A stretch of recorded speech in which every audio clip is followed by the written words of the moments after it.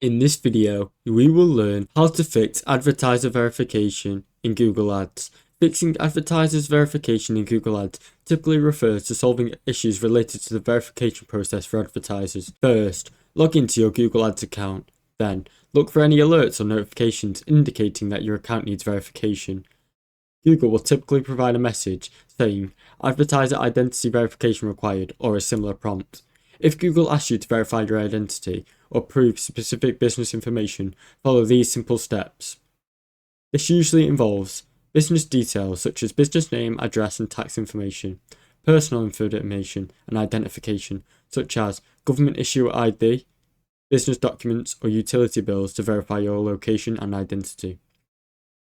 A business website for verification if you're advertising for a company or a service. Now, submit the required documents. Gather all the documents together that Google asks for and submit them. Upload these documents into the Google Ads account verification section. Here, if the verification is linked to your website, you may need to verify that you own the domain. Google Ads typically requires uploading a file to your website or adding a meta tag to your website HTML code. After submitting the required documents and information, wait for the Google to review your submission. It may take anywhere from a few hours to several business days. Google will notify you once your account has been verified or if there are any further issues.